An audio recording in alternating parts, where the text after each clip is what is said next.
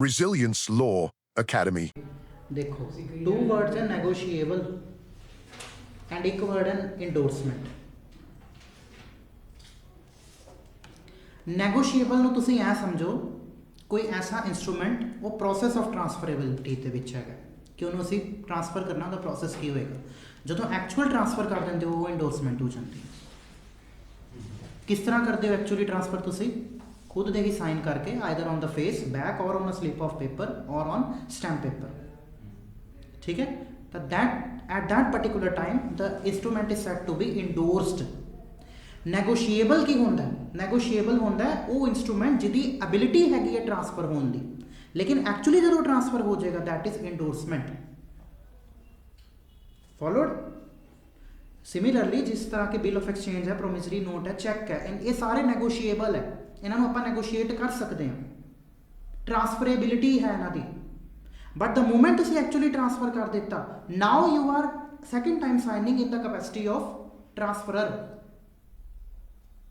Transfer करने वाले की कैपेसिटी के तुम साइन कर रहे हो, तो उसको हम कहते हैं ट्रांसफरेबिलिटी, सॉरी इंडोर्समेंट, ठीक है। एक बार फिर आप पढ़ते हैं सैक्शन नंबर 14 एंड 15। पहला तो 13 ਦੇ ਵਿੱਚ देखो नैगोशिएबल इंस्ट्रूमेंट की होंदा। Negotiable instrument means a promissory note, bill of exchange or cheque payable either to order or the bearer or to bearer. अब मेरे को ये बताओ बियरर कौन होता है करण, होल्डर कौन होता है, पेई कौन होता है? बियरर धारक।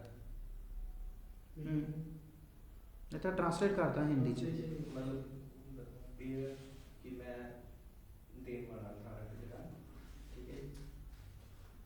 देण वाला धारक, धारक कोल ते हुंदा है, मैं तो आधा कर रहा इन्नी अमाउंट जेड़ी है वो बियरर होंदा है, वो तो ड्रॉअर होया।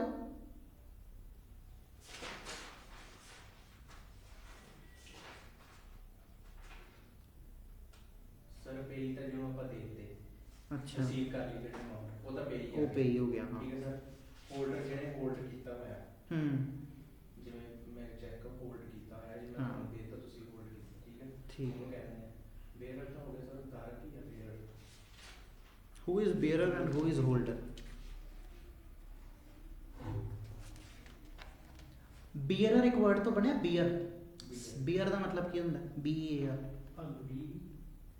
ਨਹੀਂ ਇੱਥੇ A R, सहन करना, सफर करना। तो ਜਿਹਦੇ ਕੋਲ इंस्ट्रूमेंट चला गया ਉਹਨੂੰ bear ਕਰ ਰਿਹਾ, ਸਹਿ ਰਿਹਾ, ਕਸਟਡੀ ਦੇ ਵਿੱਚ ਹੈ, ਉਹਦੀ ਐਕਚੁਅਲ ਫਿਜ਼ੀਕਲ ਪੋਜੈਸ਼ਨ 'ਚ, that is bearer। ਹੋਲਡਰ ਉਹ ਹੁੰਦਾ ਪਕੜਨ ਵਾਲਾ ਇੰਸਟਰੂਮੈਂਟ ਜਿਹਨੇ for the time Bing hold ਕੀਤਾ, और पेई ਜਿਹਨੇ ਐਕਚੁਅਲੀ ਉਹ ਇਨ ਕੈਸ਼ ਕਰਵਾ ਲਿਆ, ਜਿਵੇਂ ਚੈੱਕ डिपॉजिट करा लिया, ਉਹਦੇ ਕੋਲ ਕੈਸ਼ ਆ ਗਿਆ ਉਹਦੇ ਅਕਾਊਂਟ ਦੇ ਵਿੱਚ, ਹੀ ਇਜ਼ ਕਾਲਡ ਐਸ पेई। फॉलो करके बीयरर, होल्डर और पेई। हुण ऐ ना आंसर मिले अगों मैनूं कि बीयरर का मतलब धारक, बीयरर मतलब वो परसन जिहदे कोल actual physical possession of the instrument है।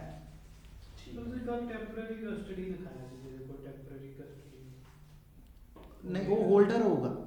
होल्डर तो वैसे permanent holding right to hold particular negotiable instrument. Bearer से मैं लिखवा है फॉर द टाइमिंग जिहदे कोल कस्टडी है ओदी, कोई टेम्परेरी, हाँ टैंपरेरी। फिर उस तो बाद अगर वो पेई मान लो कोई होर हो जाए, बीयरर परसन पेई भी हो सकता है लेकिन कोई होर भी हो सकता है।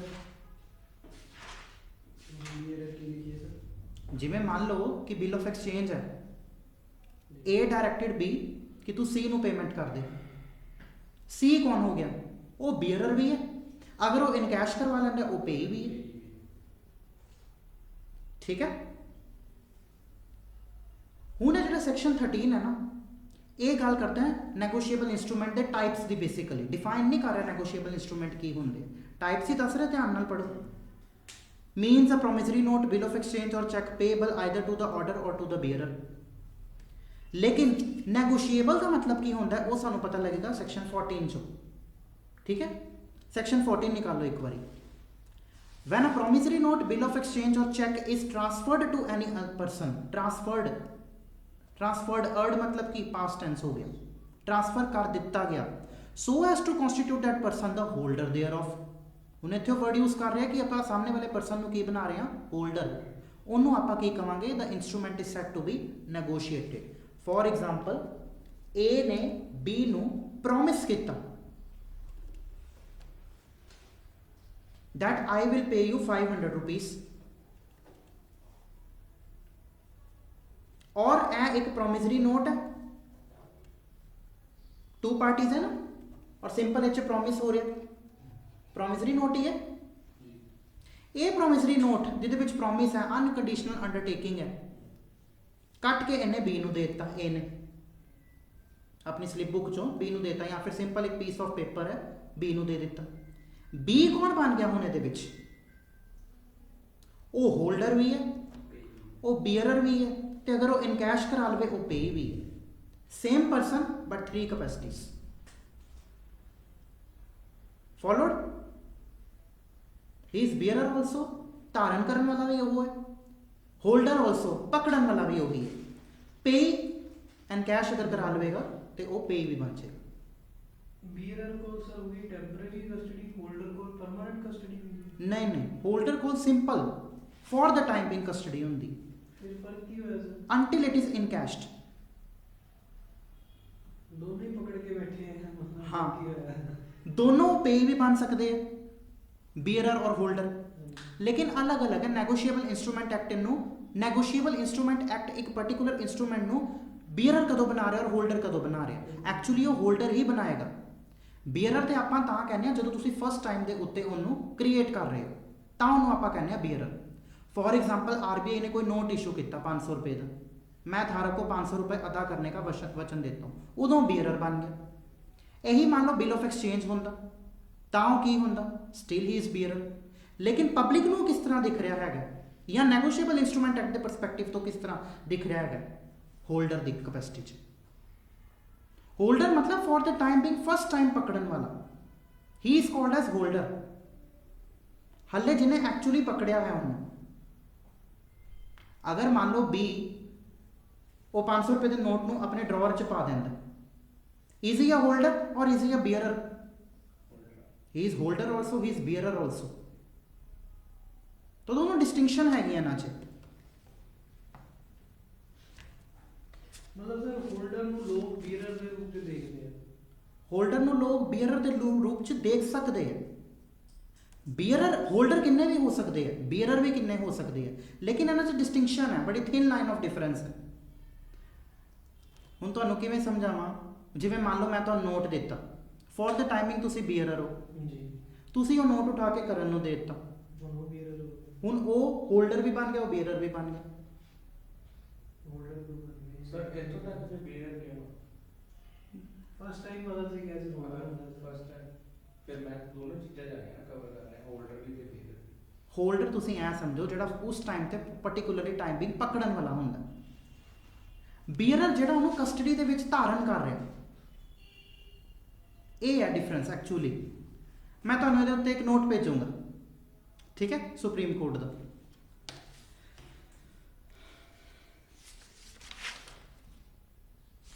फिर भी लेट मी चेक, किते होर मैनूं मिल जावे इहदा अच्छा जिहा। पहले वाला चला होल्डर, हाँ सॉरी बीयर, सेकंड वाला बीयर भी है, होल्डर भी है, राइट? होल्डर भी पेई हो सकता है, बीयरर भी पेई हो सकता है, ये सिमिलैरिटी है। चलो ये तो मैं कल दसदा हाँ थोड़ा जिहा, ठीक है, लेकिन फिलहाल तुसीं दोनों नूं सेम ही समझो, बट एक्चुअली ये सेम नहीं है, ठीक है। थोड़ा मैं तुहानूं just give me few time, मैं तुहानूं कल दसूँगा। सैक्शन 14, जदों आपां सैक्शन 14 दे विच ट्रांसफर करदे कोई नैगोशिएबल इंस्ट्रूमेंट नूं, तां असीं सामने वाले परसन नूं होल्डर बना रहे, बीयरर नहीं बना रहे। यही लिखा होया, so as to constitute that person the holder thereof, hold करन वाला। The instrument is said to be negotiated. हुण अगर मान लो यह प्रोमिसरी नोट है, ये प्रोमिसरी नोट ए ने बी नूं बना के दिता, फर्स्ट टाइम इन्हें इत्थे ए ने साइन भी कर दिते, A has signed over here, तो ए की कर रहा है, क्रिएट कर रहा है। लेकिन यही ए अगर ये उत्ते एक होर साइन कर देगा, लैट सपोज इन्हें इत्थे साइन करते, या ये बैक के उत्ते ए ने साइन करते, ਜਾਂ ਮੰਨ ਲਓ ਇੱਥੇ ਕੋਈ ਸਲਿੱਪ ਆਫ ਪੇਪਰ ਲਗਾ ਕੇ ਇੱਥੇ ਸਾਈਨ ਕਰਤੇ, ਜਾਂ ਕੋਈ ਵੱਡਾ ਜਿਹਾ ਸਟੈਂਪ ਪੇਪਰ ਲਗਾ ਕੇ ਇਹ ਨੇ ਉਹਦੇ ਉੱਤੇ ਸਾਈਨ ਕਰਤੇ, ਆਈਦਰ ਆਫ ਦਾ ਵੇਸ, ਤਾਂ ਇੱਥੇ ਉਹ ਕੀ ਕਰ ਰਿਹਾ, ਐਂਡੋਰਸ ਕਰ ਰਿਹਾ, ਹੀ ਇਜ਼ ਟ੍ਰਾਂਸਫਰਿੰਗ।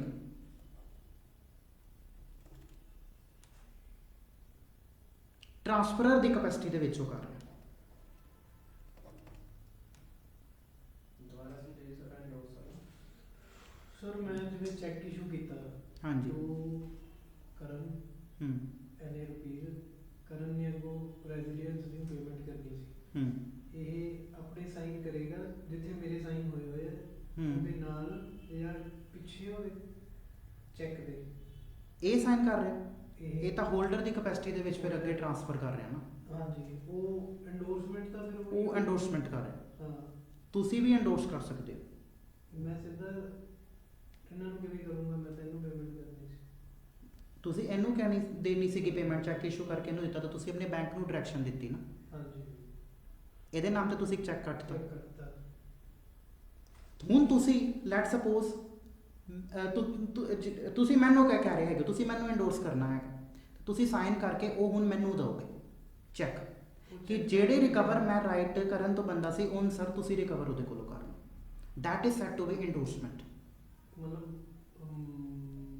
ਰਿਕਵਰ ਤਾਂ ਇਹਨੇ ਕਰਨਾ ਸੀ ਨਾ ਸਰ, ਮੈਂ ਤਾਂ ਇਹਨੂੰ ਚੈੱਕ ਦਿੱਤਾ। ਹਾਂ ਇਹਨੇ ਰਿਕਵਰ ਕਰਨਾ ਸੀ, ਤੁਹਾਡੀ ਲਾਇਬਿਲਿਟੀ ਸੀ ਇਹਦੇ ਟੂਵਰਡਸ, ਤੁਸੀਂ ਆਪਣੀ ਲਾਇਬਿਲਿਟੀ ਮੈਨੂੰ ਟ੍ਰਾਂਸਫਰ ਕਰਤੀ, ਤੁਸੀਂ ਐਂਡੋਰਸ ਕਰਕੇ ਮੈਨੂੰ ਦੇ ਦਿੱਤਾ ਉਹ ਚੈੱਕ। ਨਾਮ ਇਹਦਾ ਹੀ ਲਿਖਿਆ ਟੂ ਪੇ, ਨਾਮ ਇਹਦੇ ਲਿਖਿਆ ਹੈ, ਪੇਈ ਦੇ ਵਿੱਚ ਇਹਦਾ ਨਾਮ ਆਇਆ। ਅੱਛਾ, ਹਾਂ ਉਹ ਤੁਹਾਡੇ ਕੋਲ ਆ ਗਿਆ, ਉਹ ਤੁਸੀਂ ਮੇਰੇ ਕੋਲ। ਐਂਡੋਰਸ ਕਰਤਾ ਕਿਸੇ ਨੂੰ, ਉਧਰ ਚਲਾ ਗਿਆ। ਮੈਂ ਫਿਰ first holder ਨੂੰ- ਇਹ ਕਰੇਗਾ ਚਲਾ ਜਿੰਨੇ ਐਨਕੈਸ਼ ਕਰਾ ਲਿਆ ਉਹ ਪੇਈ ਬਣ ਗਿਆ। ਦੱਸਦਾ ਦੇਖ ਇਹੀ ਐਨਕੈਸ਼ ਕਰਾਊਗਾ। ਰੁਕੋ ਦੱਸਦਾ, ਜਸਟ ਅ ਸੈਕਿੰਡ, ਪਹਿਲਾਂ ਤੁਸੀਂ ਸੈਕਸ਼ਨ ਨੰਬਰ 15 ਦੇਖੋ, ਇੱਥੇ ਆਪਾਂ ਆਉਂਦੇ ਹਾਂ। When a maker or holder of instrument signs the same otherwise than as such maker, ਤੁਸੀਂ ਬਣਾਉਣ ਵਾਲੇ ਹੋ maker, that is drawer of a negotiable instrument signs the same otherwise than such maker। ਹੁਣ ਤੁਸੀਂ ਸੈਕਿੰਡ ਸਾਈਨ ਕਰ ਰਹੇ ਹੋ, maker ਦੀ capacity 'ਚ ਨਹੀਂ ਕਰ ਰਹੇ ਹੋ, ਤੁਸੀਂ ਫਸਟ ਟਾਈਮ ਆਪਣੇ ਘਰ ਤੇ ਜਦੋਂ ਕ੍ਰੀਏਟ ਕਰਨਾ ਸੀਗਾ, ਹੁਣ ਤੁਸੀਂ otherwise and as maker that is transferor ਦੀ ਕਪੈਸਿਟੀ ਦੇ ਵਿੱਚ ਸਾਈਨ ਕਰ ਰਹੇ ਹੋ। ਠੀਕ ਹੈ, ਉਹਦੀ ਬੈਕ ਤੇ, ਉਹਦੇ ਫਰੰਟ ਤੇ, ਜਾਂ ਫਿਰ ਪੀਸ ਆਫ ਪੇਪਰ ਤੇ, ਜਾਂ ਫਿਰ ਸਟੈਂਪ ਪੇਪਰ ਦੇ ਉੱਤੇ।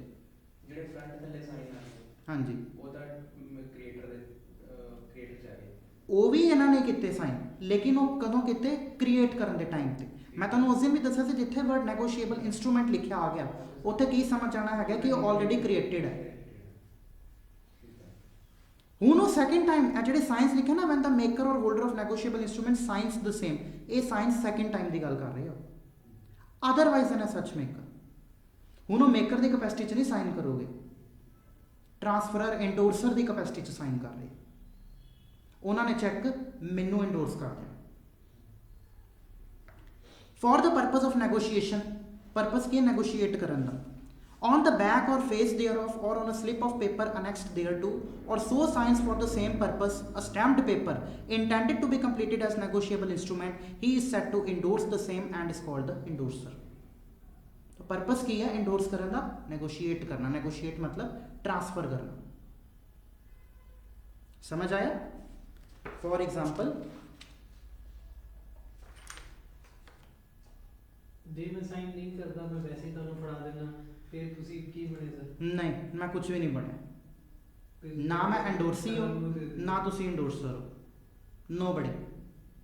ਤੁਸੀਂ ਆਪਣੇ ਸਾਈਨ ਕਰਨੇ ਉਹਦੇ ਤੇ, ਤੁਸੀਂ ਆਪਣੇ ਸਾਈਨ ਕਰਕੇ ਮੈਨੂੰ ਦੇ ਦਿੱਤੇ, ਤਾਂ ਦੈਟ ਮੀਨਸ ਜਿਹੜਾ ਤੁਹਾਡਾ ਰਾਈਟ, ਜਿਹੜੀ ਤੁਹਾਡੀ ਲਾਇਬਿਲਿਟੀ ਸੀਗੀ ਇਹਨੂੰ ਪੇ ਕਰਨ ਦੀ, ਉਹ ਹੁਣ ਤੁਸੀਂ ਮੈਨੂੰ ਟ੍ਰਾਂਸਫਰ ਕਰ ਦਿੱਤੀ। ਮੈਂ ਅੱਗੇ ਟ੍ਰਾਂਸਫਰ ਕਰਤੀ ਲੈਟ ਸਪੋਜ਼ ਮਿਸਟਰ ਐਕਸ ਨੂੰ, ਉਹਨਾਂ ਨੇ ਵਾਈ ਨੂੰ ਕਰਤੀ, ਇਹ ਬਣ ਗਏ ਮੈਂ, ਮਿਸਟਰ ਐਕਸ ਔਰ ਮਿਸਟਰ ਵਾਈ, ਅਸੀਂ ਤਿੰਨੋਂ ਬਣ ਗਏ holder in due course.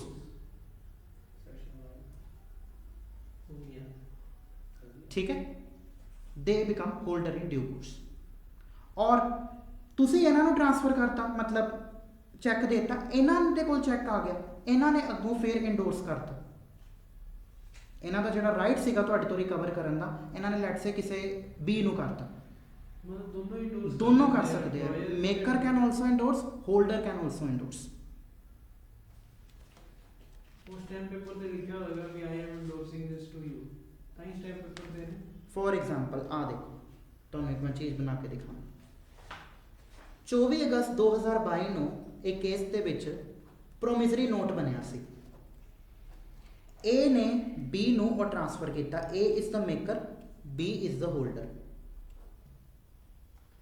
This promissory note was transferred on 25 ਤਰੀਕ 25/8/22 to C.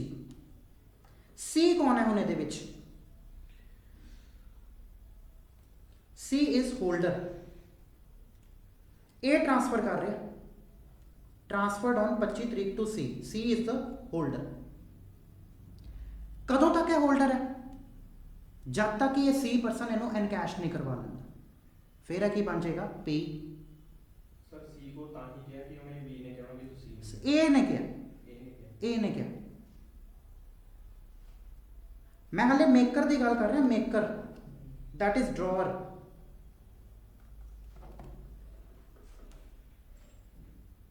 ठीक है, जदों सी ने इनकैश करा लिया, सी कौन बन गया? पे। लेकिन सी ने ਕਿਵੇਂ ਕਰਾਏਗਾ ਸਰ?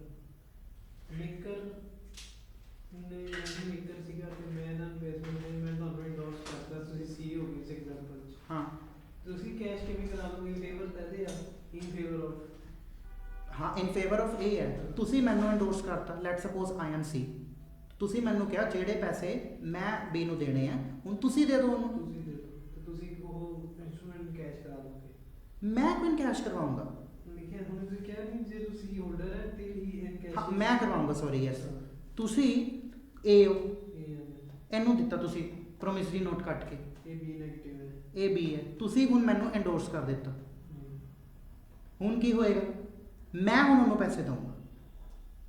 ਤੁਸੀਂ ਚੈੱਕ ਦੀ ਫਾਰਮ ਚ ਦੋਗੇ ਕਿ ਉਹਨੂੰ ਬੈਂਕ ਚੋਂ ਕੈਸ਼ ਕਰਾ ਕੇ 10000 ਫੜਾ ਦੋਗੇ? चैक दी फॉर्म च दोगे बैंक च? ਮਤਲਬ ਉਹੀ ਨੈਗੋਸ਼ੀਏਸ਼ਨ ਇੰਸਟਰੂਮੈਂਟ ਅੱਗੇ ਨੂੰ ਪਕੜਾ ਦੋਗੇ ਜਾਂ ਉਹਨੂੰ ਬੈਂਕ ਚੋਂ ਪਹਿਲਾਂ ਵਿਡਰਾਅ ਕਰਾਓਗੇ ਅਮਾਉਂਟ ਨੂੰ, ਤੁਸੀਂ ਪੇ ਬਣ ਜਾਓਗੇ, ਉਸ ਤੋਂ ਬਾਅਦ रुको रुको, तुसी मैनू भी कन्फ्यूज कर रहे हो। जस्ट अ सेकंड, मेरा ना एक माइंड सैट होंदा है, एक आपां दोबारा तो समझते हैं।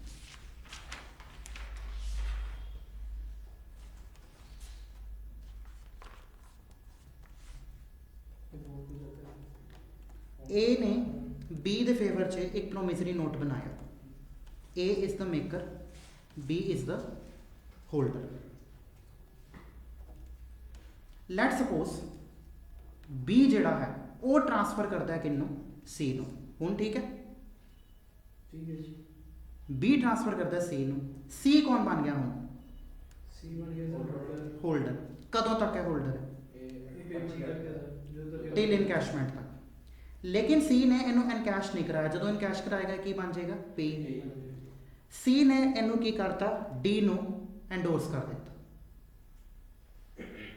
डी ने भी इनू इनकैश नहीं करवाया, रादर ई नू एंडोर्स करता। ई ने भी इनकैश नहीं करवाया, रादर एफ नू एंडोर्स कर दिता। और एफ ने इनू जाके की करता? इनकैश कर दिता। तो एफ की बन गया? P. C, D, E, they are holder in due course.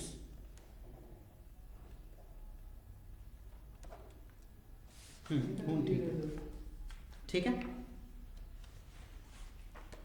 ਜਦੋਂ ਇਹ ਮੇਕਰ ਨੇ ਸਰ ਐਂਡੋਰਸ ਕੀਤਾ ਸੀ। ਹਾਂ ਹੁਣ ਉਥੇ A ਮੇਕਰ ਨੇ endorse ਕੀਤਾ ਸੀਗਾ, ਲੈਟਸ ਸੇ C ਨੂੰ। ਹਾਂਜੀ C ਨੇ ਅੱਗੇ ਕਰਤਾ D ਨੂੰ, D ਨੇ E ਨੂੰ। they are also called as holder and holder in due course। ਪਰ ਉਹ ਕੈਸ਼ ਤਾਂ ਨਹੀਂ ਕਰ ਸਕਦੇ। नहीं वो थोड़ी करा सकते। यस, एनी गल समझ आई? चलो ਇਹ ਸਮਝ ਲਓ। ठीक। तो इन्हां नूं आपां की कहने आ? Multiple transverse. मैनू भी कन्फ्यूज करता। They are called as multiple transfers. जदों तुसीं इंस्ट्रूमेंट क्रिएट करते हो ਤਾਂ ਤੁਸੀਂ ਤਿੰਨ ਬੰਦਿਆਂ ਨੂੰ ਦੇਖਦੇ ਹੋ, ਕਿਹੜੇ? Drawer, ਡਰੋਈ and pay. ਲੇਕਿਨ ਜਦੋਂ ਤੁਸੀਂ ਐਂਡੋਰਸਮੈਂਟ ਕਰਦੇ ਹੋ ਫਿਰ ਇੱਕ ਹੋਰ ਪਰਸਨ ਨਾਲ ਜੁੜ ਜਾਂਦਾ, ਕਿਹੜਾ? ਇੰਡੋਰਸਰ। ਸੇਮ ਪਰਸਨ ਮੇਕਰ ਵੀ ਉਹ ਹੁੰਦਾ ਲੇਕਿਨ ਉਹਦੀ ਕੈਪੈਸਿਟੀ ਕੀ ਬਣ ਜਾਂਦੀ ਹੈ? ਇੰਡੋਰਸਰ। ਇਹਨੂੰ ਆਪਾਂ ਕਹਿੰਦੇ ਆ holder in due course and simple holders. ਔਰ ਫਾਈਨਲੀ ਜਿਹੜਾ ਪਰਸਨ ਇਨ ਕੈਸ਼ ਕਰਾਉਂਦਾ ਉਹਨੂੰ ਕੀ ਕਹਿੰਦੇ ਆ, ਪੇ।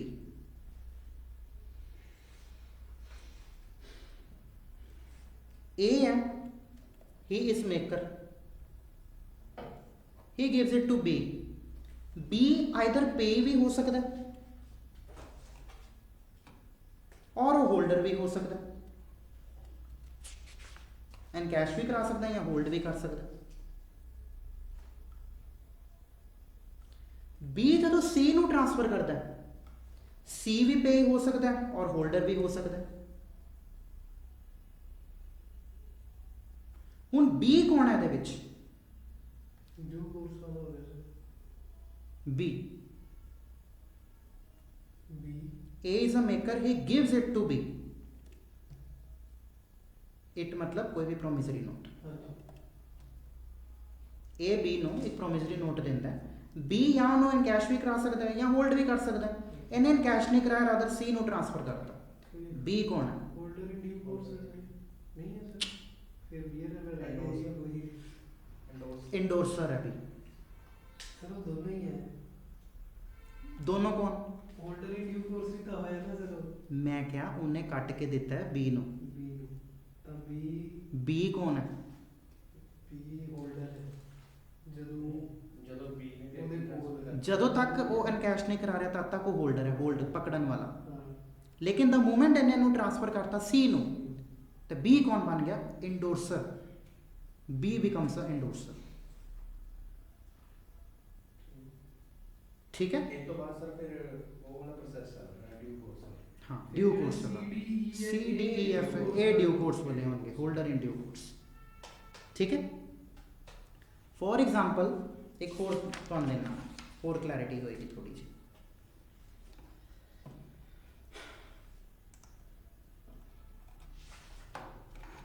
मान लो A अपना घर B ਨੂੰ ਸੇਲ ਕਰ ਦਿੰਦਾ ਹੈ। A sells his land to B। A कौन है और B कौन है? A is the seller and B is the buyer। ਕੀ ਤੁਸੀਂ B ਨੂੰ ਓਨਰ ਕਹਿ ਸਕਦੇ ਹੋ ਹਾਂਜੀ ਸਰ ਇਸ ਘਰ ਦਾ? ਜੀ sir Same person but two perspective। When you are considering it from the perspective of sale, ਤਾਂ B ਕੌਣ ਹੈ? ਬਾਇਰ Buyer। When you are considering it from the perspective of ownership, ਤਾਂ B ਕੌਣ ਹੈ? Owner। ਇਸੇ ਤਰੀਕੇ ਨਾਲ ਜਿਹੜਾ B ਹੈ, ਜਦੋਂ ਇਨਸਟਰੂਮੈਂਟ ਉਹਨੂੰ ਕੱਟ ਕੇ ਦਿੱਤਾ ਗਿਆ ਤੇ ਉਹ ਕੀ ਬਣ ਗਿਆ? ਹੋਲਡਰ। ਲੇਕਿਨ ਜਦੋਂ ਉਹਨੇ ਇੰਡੋਰਸ ਕੀਤਾ ਤੇ ਇਹੀ ਪਰਸਨ ਕੀ ਬਣ ਗਿਆ? ਇੰਡੋਰਸਰ। ਇਹੀ ਡਿਫਰੈਂਸ ਹੈ ਬੀਅਰਰ 'ਚ ਔਰ ਹੋਲਡਰ 'ਚ। ਇਹ ਰਹਿਣਾ ਇੱਥੇ ਤੱਕ ਹੀ ਹੈ, A ਔਰ B ਤੱਕ ਹੀ ਹੈ ਨਾ। ਇਸ ਤੋਂ ਬਾਅਦ ਅੱਗੇ ਨਹੀਂ ਜਾਊਗਾ ਉਹ ਕਹਿੰਦਾ ਵੀ ਬੀਅਰ ਅੱਗੇ ਤਾਂ ਨਹੀਂ ਸ਼ਿਫਟ ਹੋਊਗਾ ਵੀ ਸੀ ਬੀਅਰ ਹੋ ਨਹੀਂ, ਨਹੀਂ, ਨਹੀਂ ਨਹੀਂ, ਉਹ ਹੋਲਡਰਸ ਹੋਣਗੇ। ਡਿਊ ਕੋਰਸ ਹਾਂ, ਫਿਰ ਅੱਗੇ ਡਿਊ ਕੋਰਸ ਡਿਊ ਕੋਰਸ ਵਾਲੀ ਸ਼ੁਰੂ ਬਾਅਦ ਹੋਊਗਾ। ਅੱਗੇ ਹਾਂ, DD ਐਂਡੋਰਸ ਕਰਨ ਵਾਲੇ ਤੋਂ ਬਾਅਦ ਪਰਸਪੈਕਟਿਵ ਦੇਖੋ ਨਾ ਕਿਹਦੇ ਤੋਂ ਤੁਸੀਂ ਦੇਖ ਰਹੇ ਹੋ। B ਅਗਰ ਇੰਡੋਰਸ ਕਰ ਰਿਹਾ ਤੇ ਉਹ ਇੰਡੋਰਸਰ ਹੈ, ਉਸ ਤੋਂ ਬਾਅਦ holder in due course start ਹੋ ਗਏ। ਲੇਕਿਨ ਅਗਰ ਉੱਥੇ ਤੱਕ ਉਹਨੇ ਇੰਡੋਰਸ ਨਹੀਂ ਕੀਤਾ, ਉਹਨੇ ਇਨਕੈਸ਼ ਕਰਵਾ ਲਿਆ ਤੇ simple B will be called as holder, ਕਿਉਂਕਿ ਹੋਲਡਰ ਇਨ ਡਿਊ ਕੋਰਸ ਵਾਲਾ ਐਂਗਲ ਆਇਆ ਹੀ ਨਹੀਂ, ਉਹਦਾ ਉੱਥੇ ਕੈਸ਼ ਕਰ ਰਿਹਾ ਪੇ ਉੱਥੇ ਪੇ ਬਣ ਗਿਆ, ਦੁਬਾਰਾ ਦੱਸਿਓ ਸਰ, ਜਦੋਂ ਤੁਸੀਂ ਦੱਸਿਆ ਵੀ ਸੇਲ ਵਾਸਤੇ ਬਾਇਰ ਹੋ ਗਿਆ, ਓਨਰਸ਼ਿਪ ਵਾਸਤੇ ਓਨਰ ਹੋ ਗਿਆ। Same person B। ਤੇ ਉਹ ਇਹਨੂੰ ਇਹਦੇ ਨਾਲ ਲਿੰਕ ਜਿਹੜਾ ਕੀਤਾ ਹੁੰਦਾ ਹੁਣ ਕਾਮਨ ਪਾਰਲੈਂਸ ਦੇ ਵਿੱਚ ਦੇਖੋ, ਜਿਹਦੇ ਕੋਲ ਤੁਸੀਂ ਪ੍ਰਾਪਰਟੀ ਸੇਲ ਕਰ ਦਿੰਦੇ ਹੋ ਉਹਦੇ ਕੋਲ ਸਾਰੇ ਰਾਈਟਸ ਆ ਜਾਂਦੇ ਉਸ ਪ੍ਰਾਪਰਟੀ ਦੇ, ਉਹ ਬਾਇਰ ਵੀ ਹੋ ਗਿਆ। ਲੇਕਿਨ ਸੇਲ ਦੇ ਪਰਸਪੈਕਟਿਵ ਤੋਂ we are considering it here only section 54 of TPA sale. B ਕੌਣ ਹੈ? ਬਾਇਰ ਹੈ। ਲੇਕਿਨ ਜਦੋਂ ਤੁਸੀਂ ਜੂਰਿਸਪ੍ਰੂਡੈਂਸ਼ੀਅਲ ਸੈਂਸ 'ਚ ਜਾਂਦੇ ਹੋ, ਓਨਰਸ਼ਿਪ ਦੇ ਕੰਸੈਪਟ 'ਚ ਆਉਂਦੇ ਹੋ, ਪੋਜੈਸ਼ਨ ਦੇ ਕੰਸੈਪਟ 'ਚ ਆਉਂਦੇ ਹੋ, ਤਾਂ ਉਹ ਪਰਸਨ ਜਿਹਦੇ ਕੋਲ ਪ੍ਰਾਪਰਟੀ ਦੇ ਸਾਰੇ ਰਾਈਟਸ ਹੋਣ including the right to transfer the property, he is called as owner. Same person but two angles. ਇਹੀ ਪਰਸਨ ਅਗਰ ਸੇਲ ਦੇ ਅਕੋਰਡਿੰਗ ਮੈਂ ਦੇਖਾਂਗਾ ਤੇ ਇਹ ਬਾਇਰ ਹੈ, ਇਹੀ ਪਰਸਨ ਅਗਰ ਮੈਂ ਓਨਰਸ਼ਿਪ ਦੇ ਅਕੋਰਡਿੰਗ ਦੇਖੂੰਗਾ ਤੇ ਇਹ ਕੌਣ ਹੈ? ਓਨਰ ਵੀ। ਇਸੇ ਤਰੀਕੇ ਨਾਲ B ਜਿਹੜਾ ਪਰਸਨ ਹੈ, ਦ ਮੂਮੈਂਟ ਇਹਨੂੰ ਪ੍ਰੋਮਿਸਰੀ ਨੋਟ ਆਪਾਂ ਕੱਟ ਕੇ ਦਿੱਤਾ, ਇਹ ਹੋਲਡਰ ਵੀ ਬਣ ਗਿਆ, ਬੀਅਰਰ ਵੀ ਬਣ ਗਿਆ, ਫੁੱਲ ਸਟਾਪ ਇੱਥੇ ਤੱਕ, ਔਰ ਇਹ ਪੇ ਵੀ ਹੈ। ਲੇਕਿਨ ਇਸੇ B ਪਰਸਨ ਨੇ ਅਗਰ C ਨੂੰ ਟ੍ਰਾਂਸਫਰ ਕਰਤਾ, ਐ ਨੈਗੋਸ਼ੀਏਬਲ ਇੰਸਟਰੂਮੈਂਟ ਇੰਡੋਰਸ ਕਰਤਾ, ਤੇ B ਕੌਣ ਬਣ ਗਿਆ ਹੁਣ? ਇੰਡੋਰਸਰ। एक एंगल आप देख रहे हैं कि ए जिहड़ा है he gives promissory note to B इस एंगल तो ਜਦੋਂ ਉਹਨੂੰ ਕੱਟ ਕੇ ਦੇ ਰਿਹਾ ਫਸਟ ਟਾਈਮ ਤੇ ਉਹ ਕੀ ਹੈ ਹੋਲਡਰ ਵੀ ਹੈ ਬੀਅਰਰ ਵੀ ਹੈ ਪੇ ਵੀ ਫੁੱਲ ਸਟਾਪ ਇੱਥੇ ਤੱਕ ਕਹਾਣੀ ਖਤਮ ਲੇਕਿਨ ਇਹੀ ਪਰਸਨ ਜਦੋਂ ਬੀ ਲੈਟ ਸਪੋਜ਼ ਸੀ ਨੂੰ ਟ੍ਰਾਂਸਫਰ ਕਰ ਰਿਹਾ ਤੇ ਇਹ ਕੀ ਬਣ ਗਿਆ ਹੁਣ ਇੰਡੋਰਸਰ ਹੁਣ ਆਪਾਂ ਦੇਖ ਰਿਹਾ ਕਿਹਦੇ ਪਰਸਪੈਕਟਿਵ ਤੋਂ ਟ੍ਰਾਂਸਫਰ ਦੇ ਪਰਸਪੈਕਟਿਵ ਤੋਂ ਇੰਡੋਰਸਰ ਕੌਣ ਹੁੰਦਾ it is transferor he is called as ਟ੍ਰਾਂਸਫਰਰ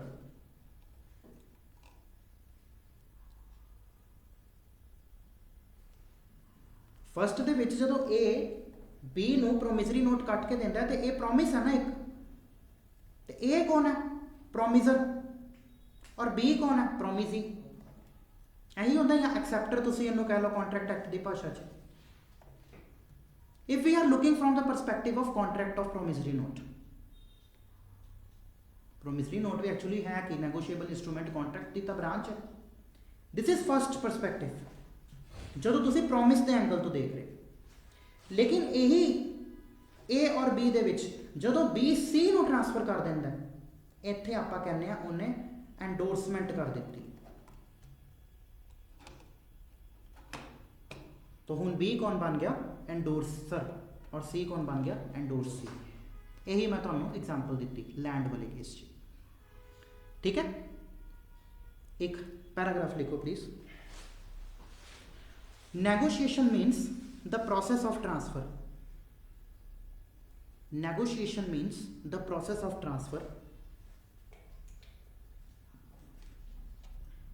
But when the transfer actually takes place,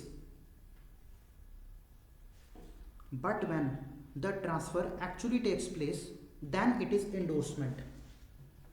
But when the transfer actually takes place, then it is endorsement.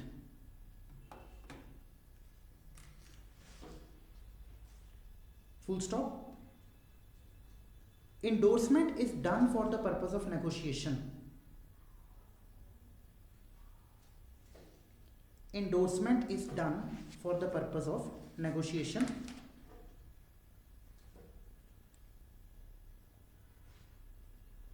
Full stop. Same person is holder and same person is endorser as well. Same person is holder and same person is endorser as well. Bracket च लिखो endorser from the angle of endorsement endorser as well और bracket च लिखो endorser from the angle of endorsement endorser from the angle of endorsement bracket close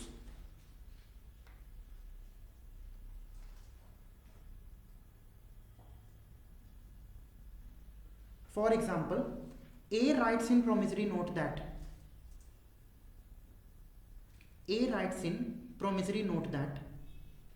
I promise to pay B 500 rupees. I promise to pay B 500 rupees and signs the same. I promise to pay B 500 rupees and signs the same. Full stop. Here he created or made a promissory note.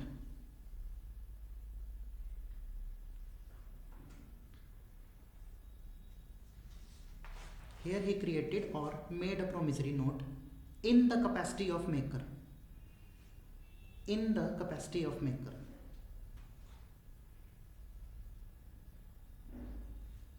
Full stop. Now A again signs on the promissory note.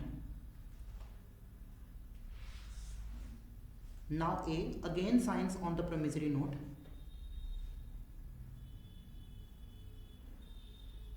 Either at front or back.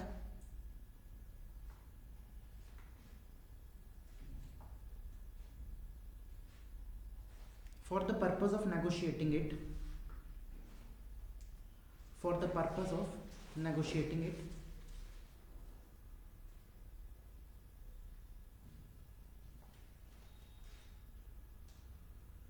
To see. Full stop. So means earlier A was to give 500 rupees to B. A was to give 500 rupees to B.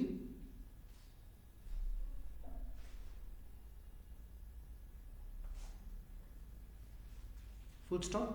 But now since he has transferred,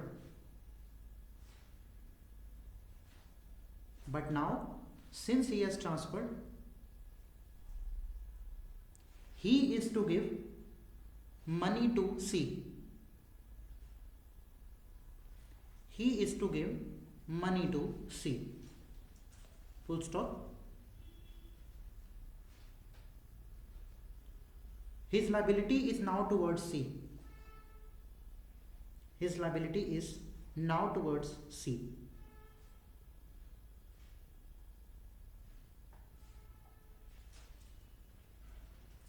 Full stop. So means A is liable directly towards C after A is liable directly towards C after negotiating it. After negotiating it. Full stop. So here the liability changes. So here the liability changes. Full stop.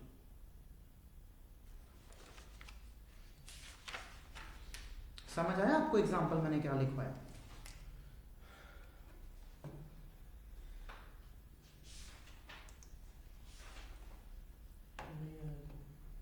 देखो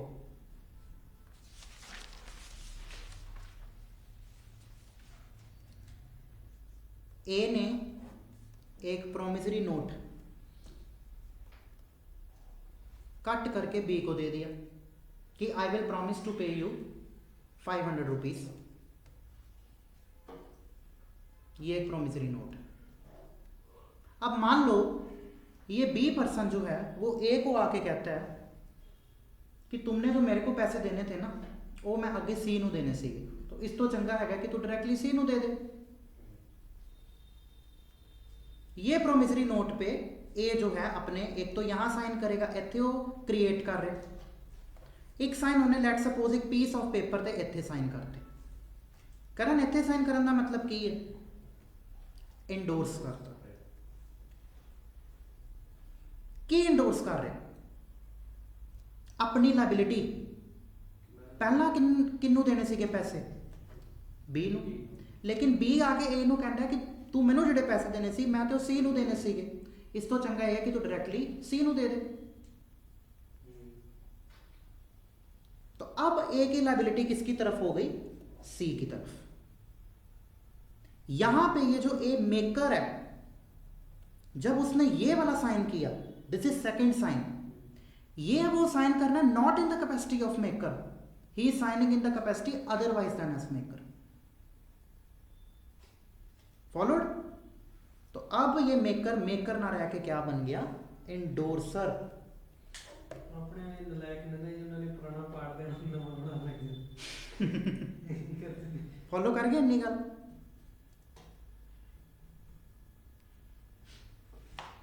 sir मतलब जो check होवे ਤਾਂ ਵੀ ਚੱਲੇਗਾ ਨਾ endorsement? ਤੁਸੀਂ promissory note ਲਿਖਿਆ? हाँ बिल्कुल चलेगा, क्यों नहीं। बैंक ਨੂੰ ਪਾਸ ਕਰੇਗਾ ਜੇ ਉਹਦੇ ਤੇ ਐਂਡੋਰਸਮੈਂਟ ਲੱਗੀ। हाँ होई। बट अगे ਆਪਾਂ ਆਨੇ ਆ ਕਿ ਉਹ ਕਿਸ ਟਾਈਪ ਦਾ ਚੈੱਕ ਹੈ, ਅਕਾਊਂਟ ਪੇਈ ਚੈੱਕ ਹੈ ਜਾਂ ਅਦਰਵਾਈਜ਼ ਐਨ ਅਕਾਊਂਟ ਪੇਈ ਚੈੱਕ ਹੈ। ਅਕਾਊਂਟ ਪੇਈ ਚੈੱਕ ਸਮਝਦੇ ਹੋ ਕੀ ਹੁੰਦਾ? ਅਕਾਊਂਟ ਪੇ ਤਾਂ ਤੁਸੀਂ ਅਕਾਊਂਟ 'ਚ ਜਾਣਾ ਦਾ ਸਰ। ਹਾਂਜੀ, ਅਕਾਊਂਟ ਲਿਖਿਆ ਹੁੰਦਾ ਅਕਾਊਂਟ ਟੂ ਅਕਾਊਂਟ, ਉਹ 'ਚ ਤੁਸੀਂ ਡਬਲ ਲਾਈਨਾਂ ਮਾਰ ਦਿਓ। ਹਾਂਜੀ, ਇੱਥੇ ਵੀ ਮਾਰ ਸਕਦੇ ਹੋ ਜਾਂ ਇੱਥੇ ਉੱਪਰ ਵੀ ਲਿਖ ਸਕਦੇ ਹੋ ਅਕਾਊਂਟ ਪੇ ਚੈੱਕ ਹੈ, ਜਾਂ फिर ਇਹਦੇ सेंटर 'ਚ भी डबल लाइना मार के लिख सकते हो अकाउंट पे चेक। अभी ये तब हम बात करेंगे अकाउंट पे चेक की जब हम स्टार्ट करेंगे जुरिस्डिक्शन का कंसेप्ट। अभी आपको समझ आए एंडोर्समेंट क्या होता है और नेगोशिएशन क्या होता है? नेगोशिएशन होता है प्रोसेस ऑफ ट्रांसफर, कि एक इंस्ट्रूमेंट की एबिलिटी है ट्रांसफर होने की, जो एक्चुअली हो जाता फिर आप की कहने हैं एंडोर्समेंट।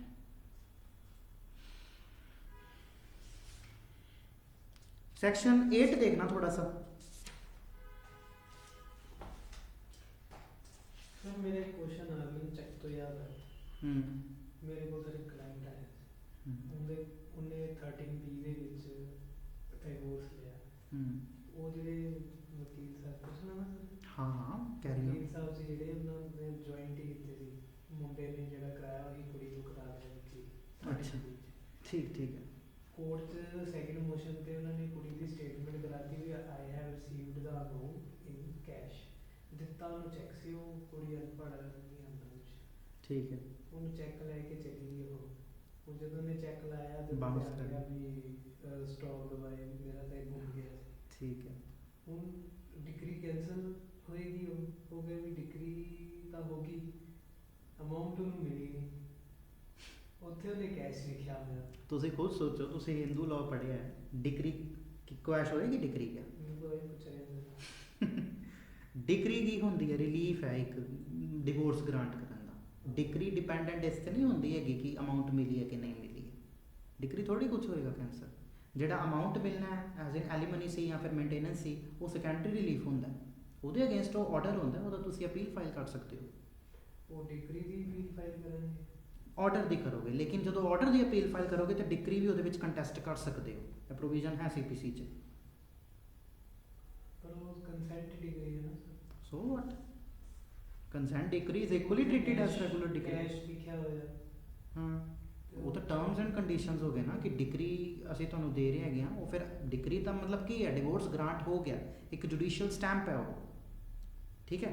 ਹੁਣ ਬਾਕੀ ਜਿਹੜੇ ਟਰਮਸ ਐਂਡ ਕੰਡੀਸ਼ਨਸ ਹੈ ਕਿ ਇੰਨਾ ਅਮਾਊਂਟ ਦੇਣਾ ਪਏਗਾ ਵਾਈਫ ਨੂੰ, that is a part of order, ਉਹ ਸੈਕੰਡਰੀ ਰਿਲੀਫ ਹੈ, ਐਂਸਿਲਰੀ ਰਿਲੀਫ ਹੈ ਹਿੰਦੂ ਮੈਰਿਜ ਐਕਟ 'ਚ। ਉਹ ਹਾਈ ਕੋਰਟ 'ਚ ਹੀ ਲੱਗੇਗੀ ਨੈਚੁਰਲੀ ਉੱਥੇ ਹੀ ਜਿਹੜਾ ਉਹ ਚੈੱਕ ਹੈ, ਹੁਣ ਉਹਦਾ 138 'ਚ ਵੀ ਲੱਗ ਸਕਦਾ ਨਾਲ। 138 'ਚ ਉੱਥੋਂ ਤਾਂ ਆਫੈਂਸ ਬਣ ਗਿਆ, ਜਦੋਂ ਕਲੀਅਰ ਨਹੀਂ ਹੋਇਆ, ਬਾਉਂਸ ਹੋ ਗਿਆ। ਹੁਣ ਉਹਦੇ ਸਟੋਰੀ ਫਿਰ ਇਹੀ ਰਿਲੇਟਡ ਲਿਖਣੀ ਹੋਣੀ, ਸੈਪਰੇਟ ਚੱਲੇਗੀ। ਆ ਵੀ ਲਿਖ ਸਕਦੇ ਹੋ, ਆਹੀ ਲਿਖੋਗੇ ਵੈਸੇ ਤਾਂ ਮੇਰੇ ਅਕੋਰਡਿੰਗ ਬੰਦੀ ਤਾਂ ਦਾ ਇਹੀ ਹੈ, ਇਹੀ ਲਿਖੋਗੇ ਮੇਰੇ ਅਕੋਰਡਿੰਗ। ਬਟ ਕਿਉਂਕਿ ਹੁਣ ਇੱਥੇ ਇਹ ਵੀ ਆਉਂਦਾ ਕਿ ਕੱਲ੍ਹ ਨੂੰ ਜੱਜ ਇਹ ਵੀ ਨਾ ਕਹਿ ਦੇ ਤੁਹਾਨੂੰ ਕਿ ਕਾਜ਼ ਆਫ ਐਕਸ਼ਨ ਤਾਂ 138 ਦਾ ਸੈਪਰੇਟ ਹੁੰਦਾ, ਉਹ ਹੁੰਦਾ ਆਟੋ ਲਗਾਇਆ ਹੋਇਆ ਉਹ cause of action section 138 the complaint the actually cause of action ਨਹੀਂ ਹੁੰਦਾ, ਸੈਕਸ਼ਨ 200 ਦੇ ਵਿੱਚ ਕੰਪਲੇਂਟ ਹੁੰਦੀ ਹੈ ਸੀਆਰਬੀਸੀ 'ਚ, ਕ੍ਰਿਮੀਨਲ ਕੰਪਲੇਂਟ ਹੁੰਦੀ ਹੈ, ਉਹ ਫਿਰ ਸੈਪਰੇਟ ਚੱਲੂਗਾ। ਹਾਂ ਉਹਦਾ ਸੈਪਰੇਟ ਫੈਕਟਸ ਉਹਦੇ ਆਲਮੋਸਟ ਸੇਮ ਰਹੋਗੇ, ਲੇਕਿਨ ਹੋਏਗੀ ਕੰਪਲੇਂਟ ਫਾਈਲ। ਉਹ ਕੰਪਲੇਂਟ ਸੈਪਰੇਟ ਫਾਈਲ ਹੋਏਗੀ, ਉਹ ਅਪੀਲ ਲੱਗੇਗੀ। ਹਾਂ ਉਹ ਕਿ ਅਪੀਲ ਆਰਡਰ ਗਲਤ ਹੋਇਆ, ਹਾਂ ਉਹਦੇ ਜੇ ਵੀ ਪਾਸ ਹੋਏ ਨੇ ਵੀ ਫੋਰਸ ਕੋਐਕਸ਼ਨ ਇਹ ਉਹ ਨਾਲ ਪਰ ਉਸ ਹਾਂ ਉਹ ਕਹਿ ਸਕਦੇ ਜੱਜ ਕੋਲ ਜਾ ਕੇ ਉਹਨੇ ਮੰਨ ਲਿਆ ਵੀ ਹਾਂ ਮੈਨੂੰ ਕੈਸ਼ ਮਿਲ ਗਿਆ, ਉਹਨੂੰ ਕਿਵੇਂ ਕਹਿ ਹੁਣ ਤਾਂ ਡਿਫਿਕਲਟ ਕਿੱਥੇ ਫਸ ਗਿਆ ਜਦੋਂ ਮੈਂ ਸਟੋਰੀ ਬਦਲਦਾ। ਨਹੀਂ ਸਟੋਰੀ ਬਦਲੋਗੇ ਤਾਂ ਫਿਰ ਕੰਮ ਖਰਾਬ ਹੋ ਸਕਦਾ। ਚਲੋ ਹੁਣ ਆਪਾਂ ਦੇਖਦੇ ਹਾਂ holder and due course the definition 8 and 9. The holder of a promissory note, bill of exchange or check means any person entitled in his own name to the possession thereof and to receive or recover the amount due thereon from the parties thereto. This is holder.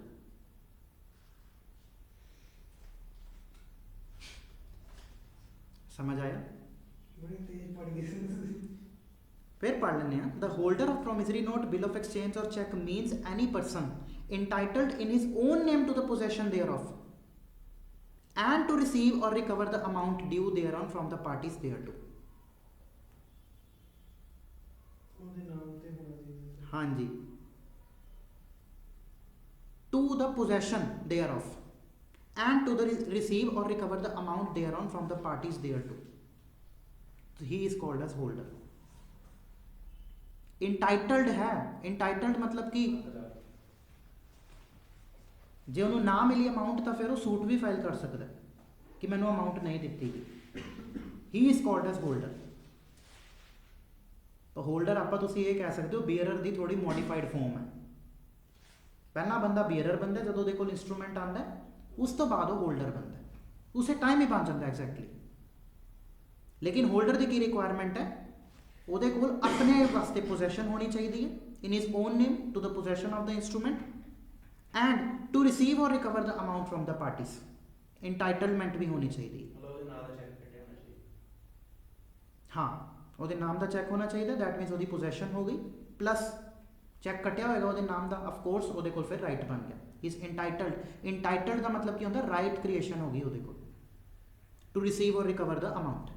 Where note ਕਿਹੜਾ? promissory note, bill of exchange or check is lost or destroyed, its holder is the person so entitled at the time of such loss or destruction. Last time ਜਿਹਦੇ ਕੋਲ bill of exchange या फिर note सी या फिर cheque सीगा ਉਹਨੂੰ ਮੰਨਿਆ ਜਾਏਗਾ ਹੋਲਡਰ। ਕਦੋਂ? ਜਦੋਂ ਉਸ ਤੋਂ ਬਾਅਦ ਉਹ ਲੌਸਟ ਹੋ ਗਿਆ ਜਾਂ ਡਿਸਟਰੋਏ ਹੋ ਗਿਆ, he is called as holder. Holder in due course ਦੇਖੋ, holder in due course means any person who for consideration become the possessor of a promissory note, bill of exchange or check if payable to the bearer or the payee or endorsee thereof।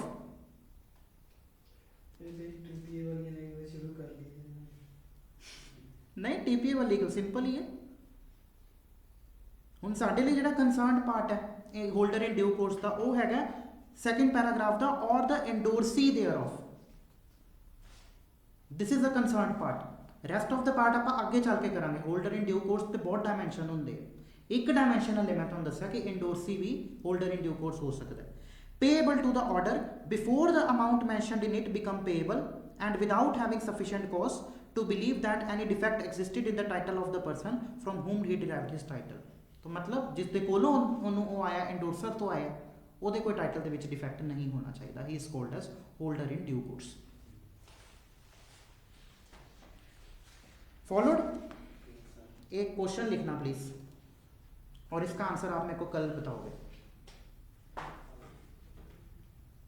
XYZ company was to recover 1 lakh from P, was to recover 1 lakh from P, full stop। P made a check or bill of exchange, P made a check or bill of exchange in favor of a judge of District Court Ludhiana, judge of District Court Ludhiana, full stop। but actually XYZ company was to recover amount,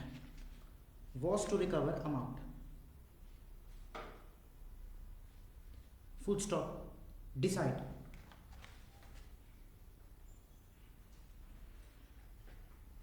इसका answer मेरे को बताना कल क्या होगा। Endorse कर दूंगा sir district court आ जज मेरे नाम पे बना रहे हैं तो फील हो रहे हैं। कल बताना मेरे को। ये चेक भी होता है, बिल ऑफ एक्सचेंज भी सेम ही होंगे almost, bill of exchange or check. Check लिखा है क्वेश्चन तो फिर चेक का ही आंसर देना। अच्छा एक और चीज बताओ मेरे को, हेडिंग दो ऑफेंस पहले तो, offences under NIA।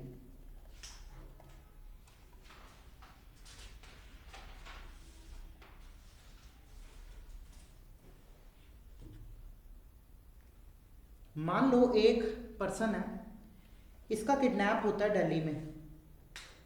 He was kidnapped in Delhi, Delhi तो उठाया गया। He was taken to Lucknow, Lucknow लेके उन्होंने जाया गया। लखनऊ तो बाद he was taken again to Patna and finally he was murdered, let suppose in Mumbai. इसका मुंबई में मर्डर हो गया। जुरिस्डिक्शन कौन सी प्लेस की बनेगी? कोर्ट की। एक तो सर उसने मर्डर कराया होता है, एक तो किडनैप कराया होता है। सॉरी वाज एक कंफ्यूजन। सर किडनैप है तो first and foremost kidnapping is a continuing offence. Continuing offence का मतलब की है जिथे जिथे ਉਹਦਾ कोई भी एक्ट कमिट होया उस कोर्ट की जुरिस्डिक्शन बन जाती। सर ਤੁਸੀਂ ऑब्जेक्शन नहीं करोगे? नहीं, किडनैपिंग एक्सप्रेसली लिखा हुआ है मैं किडनैपिंग।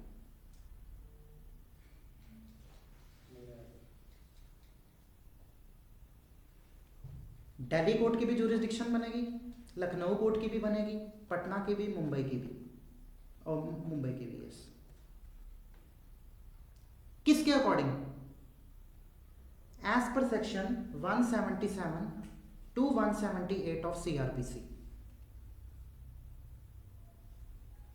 किसी किसी प्लेस पे हर जगह पे कोई ना कोई इवेंट होए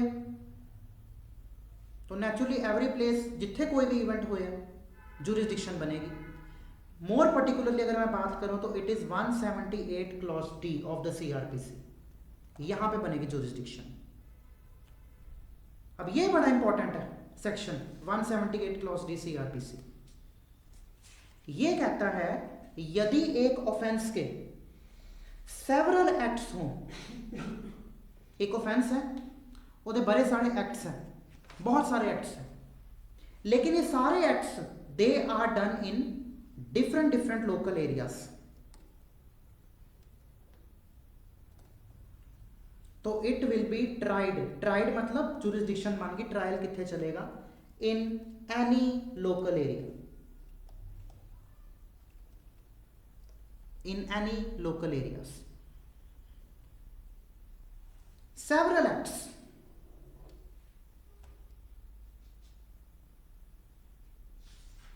काफ़ी सारे एक्ट है, अगर उन्होंने तुसी इकट्ठे करते हो तो एक ऑफेंस बन जाता है। जिथे जिथे भी कोई एक्ट होया, इवेंट होया, हर कोर्ट की जुरिस्डिक्शन बनेगी। That is 178 clause D. Follow करके फॉर एग्जाम्पल कि आर्म्स जिहड़े है, लेट सपोज कि वेजिंग वॉर द ऑफेंस है under section 121 of IPC। Arms जिहड़े है प्रोक्योर किए गए दिल्ली च, अटैक किया गया मुंबई च, ठीक है। फिर आर्म्स नू अटैक करने तो बाद जिहड़े बचे कुछ उन्होंने मटीरियल सीगे, they were let suppose taken to Amritsar. कौन सी कोर्ट की जुरिस्डिक्शन बनेगी? तीनों कोर्ट की जुरिस्डिक्शन बनेगी, क्योंकि सेवरल एक्ट्स एक ऑफेंस बना रहे हैं, तो जिथे जिथे भी एक्ट कमिट होया वो कोर्ट की जुरिस्डिक्शन बन जाएगी। अब इस कंसेप्ट को ध्यान में रखते हुए 138 हम पढ़ते हैं, ठीक है। इना गल याद रखना, निकालो।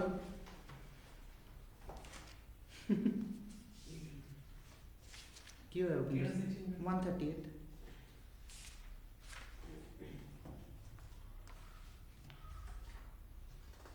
और ये सेम कंसेप्ट आपका CPC में भी अप्लाई होता है। वहां पे क्या रूल है? कॉज ऑफ एक्शन जहां जहां कमिट हुआ उसी कोर्ट की जुरिस्डिक्शन बनेगी ना।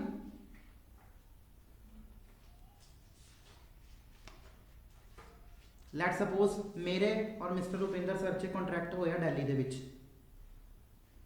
कि आप गुड सप्लाई करने से, मैं इन्होंने गुड सप्लाई करने से, इन्होंने मैंने कैश देना सीगा 5000 रुपये। मैं गुड्स पहला तो प्रोक्योर किए अमृतसर तो, ठीक है। उन्होंने मैं लैके गया लेट सपोज मुंबई, उत्थे जाके इन्होंने मैं कोरियर किया, इन्होंने मैंने कैश कितों दिता? दिल्ली चो नहीं दिता, पटना तो दे दिता लेट सपोज। तो केड़ी केड़ी कोर्ट की जुरिस्डिक्शन होएगी? दिल्ली दी, अमृतसर दी, पटना दी और मुंबई दी, हर कोर्ट की जुरिस्डिक्शन होएगी। Why? Because cause of action हर जगह कंप्लीट हो रहे, किते ना किते ओदे इवेंट हैपन हो रहे। तो that is the concept in CPC also we apply. ये बात ध्यान में रखते हुए 138 पढ़िएगा। मैंने आपको CRPC का बताया, वाई? बिकॉज ये क्रिमिनल लॉ है, negotiable instrument act. Dishonour of cheque for insufficiency etcetera, etcetera word बड़ा इंपॉर्टेंट है, in of funds in the account. ध्यान नाल पढ़ना है। Where any cheque drawn by a person on account maintained by him with a banker, banker मतलब bank, for payment of an amount of money to another person from out of that account for the discharge in whole or in part of any debt or other liability is returned by the bank unpaid, either because of the amount of money standing to the credit of that account is insufficient to honor the check, or that is it exceeds the amount arranged to be paid from that account by an agreement made with the bank. Such person shall be deemed मतलब मान्या जाएगा, actually उन्हें commit नहीं किया, deemed to have committed the offence and shall without prejudice to any other provisions of this act be punished with imprisonment for a term which may extend to 2 years or with fine which may extend to twice the amount of the check or with both. अभी यहीं तक पढ़ते। तो केड़े उन्होंने word use किए हैं?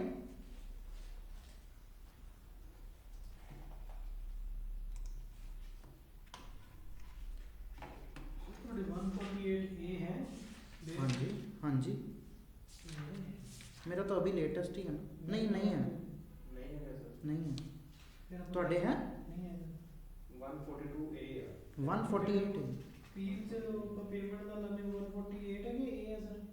148 है वो। गलत है, पे है देखो चेक ड्रॉन, कौन ड्रॉ कर रहा चेक? मेकर।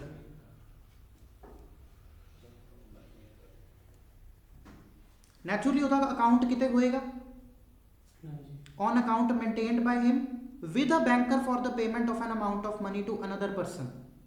मान लो ਉਹਦਾ इस मेकर ਦਾ इस ड्रॉअर ਦਾ SBI ਦੇ ਵਿੱਚ अकाउंट हैगा। चैक ਦੇ ਵਿੱਚ डायरैक्शन ਹੁੰਦੀ ਹੈ ਕਿਨੂੰ? बैंक ਨੂੰ, कि वो पेमेंट करे any amount of money to another person. किनू डायरैक्ट कर रहा है?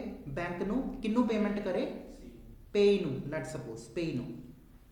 आउट ऑफ दैट अकाउंट इस SBI ਦੇ ਵਿੱਚੋਂ पेमेंट होएगी।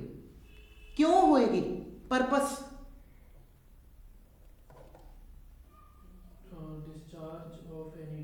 डिस्चार्ज ऑफ एनी डेट और अदर लायबिलिटी। ठीक है, is returned by the bank. Purpose की है? डिस्चार्ज करना एनी डेट, यानी इन्हें ड्रॉअर ने कोई डेट कोई कर्ज लिता होया सीगा, लेट सपोज पे तो ਉਹਨੂੰ डिस्चार्ज करने ਦੇ ਵਾਸਤੇ ਇਹ ਉਹਨੂੰ ਇੱਕ ਚੈੱਕ ड्रॉ करके दे रहे ਕਰਜ਼ਾ ਉਤਾਰਨ ਦੇ ਵਾਸਤੇ। ਤੇ ਇਹ ਪੇਈ ਨੇ ਜਦੋਂ ਇਹ ਬੈਂਕ ਆਪਣੇ ਅਕਾਊਂਟ ਦੇ ਵਿੱਚ, ਪੇਈ ਦਾ ਮੰਨ ਲਓ ਕਿ HDFC ਬੈਂਕ ਹੈ, अपने बैंक ਦੇ ਵਿੱਚ ਜਦੋਂ ਇਹ ਚੈੱਕ ਡਿਪੋਜ਼ਿਟ ਕਰਵਾਉਂਦਾ ਪੇ, ਤਾਂ ਫਿਰ ਕੀ ਹੋ ਜਾਂਦਾ? It is returned.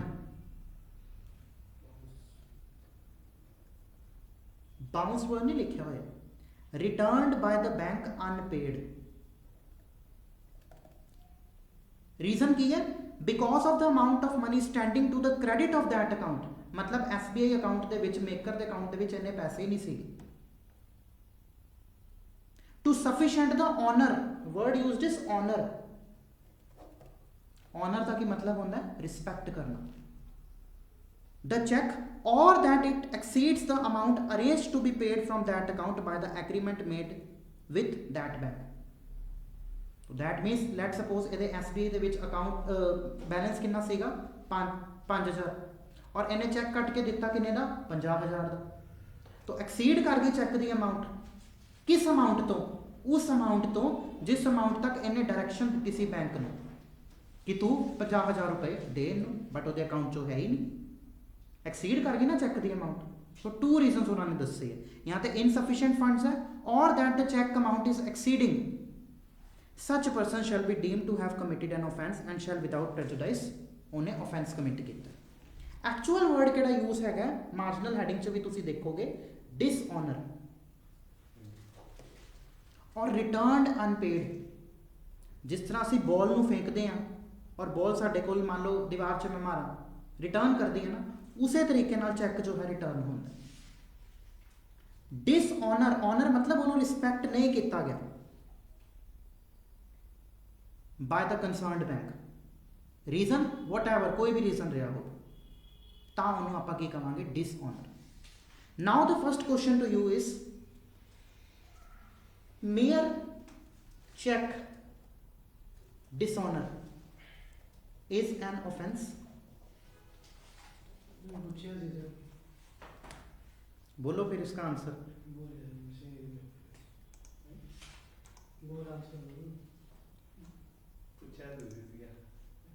हाँ पूछा सी, बट इसका आंसर तो दो। Does mere cheque dishonour is an offence?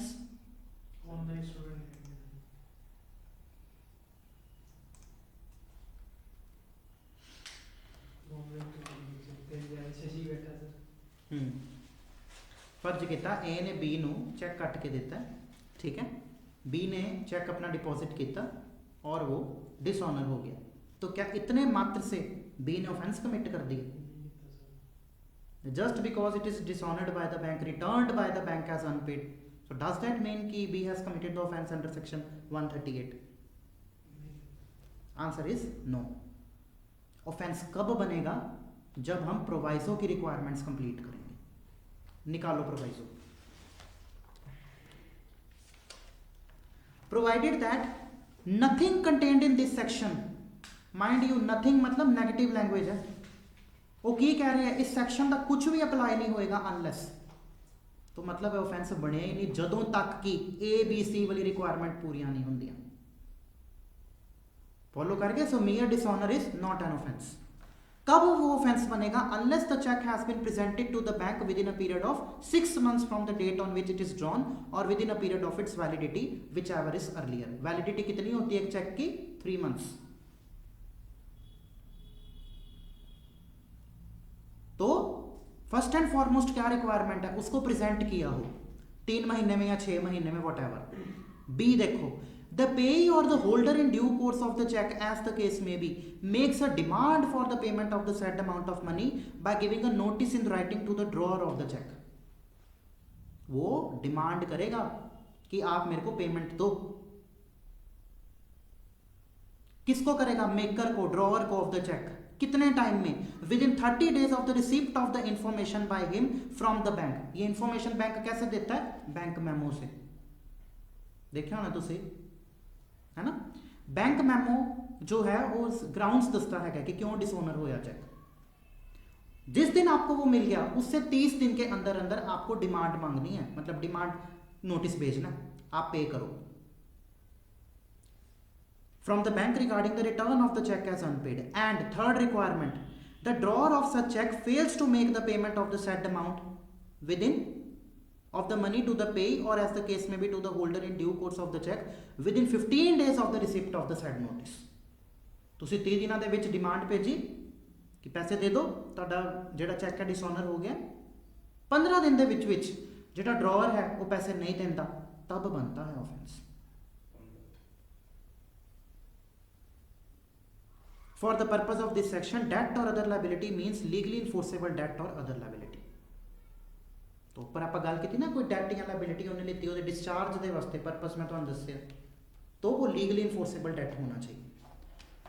तो when the offence is made out, number 1 first and foremost तो there must be a dishonour. ये लिखते रहना, देयर मस्ट बी डिसऑनर। पहली गल तो डिसऑनर होना चाहिए। दूसरी गल, dishonour must be there after you have deposited the check।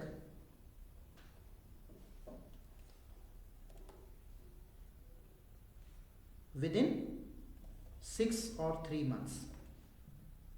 ਤੁਸੀਂ 3 ਜਾਂ 6 ਮਹੀਨਿਆਂ ਦੇ ਵਿੱਚ ਚੈੱਕ ਡਿਪੋਜ਼ਿਟ ਕਰਵਾਇਆ ਹੋਵੇ, ਉਸ ਤੋਂ ਬਾਅਦ डिसऑनर होना चाहिए। Dishonour must be there. Third, demand, the money by notice within 30 days। और last, failure by drawer to make payment within 15 days from receipt of notice।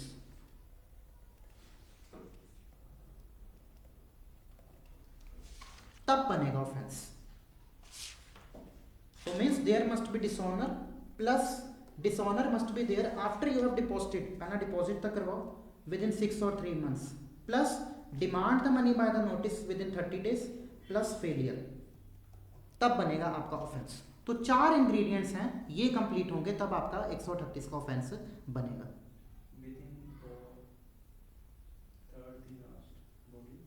With in 30 days।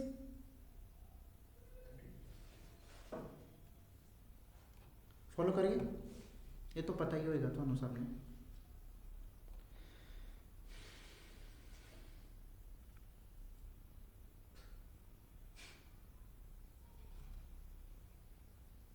चले आगे, हो गए करण?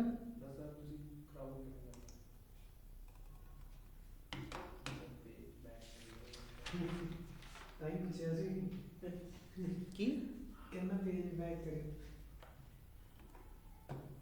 हाँ ताई तो पूछ रहा सी, लिखो। हाँ बस एक चीज़ आपको करवानी है, थोड़ा सा ही रह गया, फिर मैं छोड़ दूँगा। कल मैं छुट्टी करूँगा। छुट्टी करोगे कल? चलो कोई गल नहीं, रिकॉर्डिंग देख लियो। आपका स्लो नहीं हो गया, पता नहीं क्यों। या मैं इनर और काम करके ना you should meet a good doctor. कोई हेल्दी प्रॉब्लम नहीं। सपोज क्वेश्चन है आपके सामने, चेक दिया गया दिल्ली में, डिपॉजिट कराया गया कहाँ? मुंबई में। नोटिस ऑफ डिमांड ये भेजा गया आपका चंडीगढ़ से।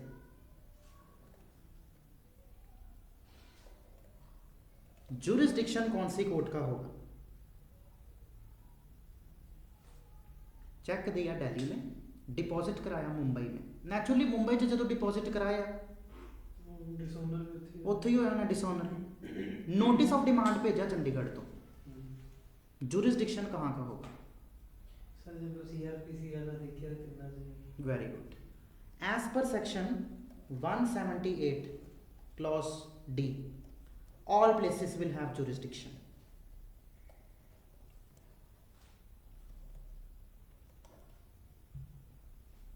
क्योंकि ਜਿਹੜੀ ਰਿਕੁਆਇਰਮੈਂਟ ਹੈ ਆਫੈਂਸ ਬਣਨ ਦੀਆਂ, ਉਹਦਾ ਕੁਝ ਆਫੈਂਸ ਦੇ ਸੈਵਰਲ ਐਕਟ ਹੈ, ਉਹ ਹੋ ਰਹੇ ਹਰ ਜਗ੍ਹਾ ਤੇ। ਕਰਨ ਸਮਝ ਰਹੇ ਹੋ? ਦਿੱਲੀ ਦੇ ਵਿੱਚ ਚੈੱਕ ਦਿੱਤਾ, तो ਚੈੱਕ ਦਿੱਤਾ ਦੈਟ ਮੀਨਸ आपने प्रेजेंट किया, डिपॉजिट किया मुंबई च, डिसऑनर भी इत्थे होया होना, नोटिस ऑफ डिमांड भेजा चंडीगढ़ से। ये टोटल मिलके क्या बनते हैं? ऑफेंस बनता है कौन सा? अंडर सेक्शन 138 का। तो ये 138 के चेक देना, डिपॉजिट करना, नोटिस ऑफ डिमांड, इसके इंग्रेडिएंट ही तो है ऑफेंस के। जहां जहां पे कोई ना कोई इंग्रेडिएंट हो रहा है, एक हो रहा है दिल्ली च, एक मुंबई च, एक चंडीगढ़ च, कोई ना कोई एक्ट हो रहा है जड़ी जड़ी जगह पे, हर कोर्ट की जुरिस्डिक्शन होएगी। ये किसके अकॉर्डिंग है? 178 क्लॉज डी के अकॉर्डिंग। फॉलो कर गए? लेकिन क्या हम यही रूल लगाते हैं आज भी? नहीं सर, हम तो जितने फेल ਹੁੰਦਾ ਉੱਥੇ ਚੱਲਣਾ, ਜਿੱਥੇ डिसऑनर ਹੁੰਦਾ। चलो, रेस्ट विल कंटिन्यू टुमारो कि एक्चुअली प्रेजेंट पोजीशन क्या है। ਫਿਰ ਰਾਜ ਰਹਿ ਗਿਆ। की रह गया? ਅੱਜ ਨੀਂਦ ਨਹੀਂ ਆਣੀ ਸਰ, ਰਾਜ ਹੀ ਰਹਿ ਗਿਆ। केड़ा राज? ਮੇਰਾ ਤੁਸੀਂ ਪਹਿਲਾਂ ਦੱਸਣਾ। और मेरी आपसे रिक्वेस्ट है, कल क्लास में आने से पहले 142 और 142 कैपिटल ए पढ़ के आना घर से। और कल मैं आपको थोड़ा और क्लैरिफाई करूंगा बियरर और होल्डर का मतलब क्या होता कल सॉल्व करने आना सर? है। शायद कोग्निजेंस मेरी तो एक ही पॉक्सो दी लगेगी कल। सर ਤੁਸੀਂ ਕੱਲ ਤੱਕ ਕਲਾਸ ਨਹੀਂ ਲੈ ਸਕਦੇ। हाँ, परसों भी नहीं लूँगा, थर्सडे लगेगी हमारी NIA की। 25 ਨੂੰ ਸਰ ਲੱਗਣੀ ਨਾ? हाँ हाँ प्रॉपर, क्यों नहीं। सर 142 ਚ कोग्निजेंस है। पढ़ के आना प्लीज करो, दिस इज योर होमवर्क। और एक मैंने आपको क्वेश्चन दिया है XYZ कंपनी वाला, 142 और 142 कैपिटल ए, ਇਹ ਪੜ੍ਹ ਕੇ ਆਏ sir? To read from home, homework ये पढ़ के आना।